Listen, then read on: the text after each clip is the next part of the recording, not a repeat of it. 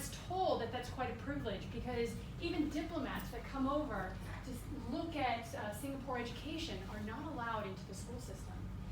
Singaporeans view their education with the utmost respect, and anybody that comes into the school is seen as being taken time away from academics and working with students. So the fact that I'm actually allowed in schools and to talk to educators is quite a privilege.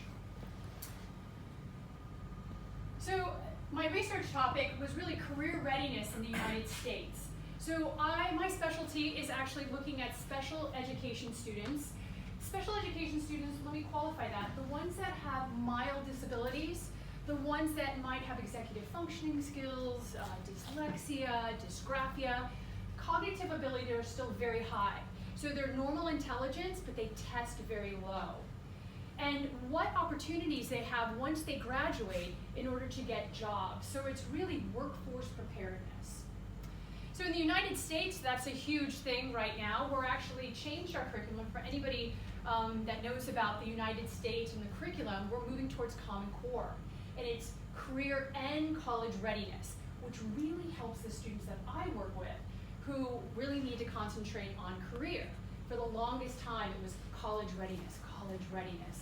And typically the students that are in the classes that I work with probably won't move on to a four-year university. They more than likely will go into technical education. And like Sir said over here, technical education, even within the United States, is seen as secondary. It's an alternative pathway. Diverse learners and students with special needs, I tend to call them diverse learners because I all think we learn very differently. I tend to not think of normal learners, but these individuals that I work with tend to learn better from experiential learning, and we've talked about that as well today. Hands-on learning, being able to look at it in concrete terms and not abstract terms on paper, even with accounting, right? So something that you can touch that's malleable. So this is an extension of my research. I actually published 2017 in the Journal of the American Association of Special Education Professionals, and it had to do with communication with career technical education schools and how they support students with special needs.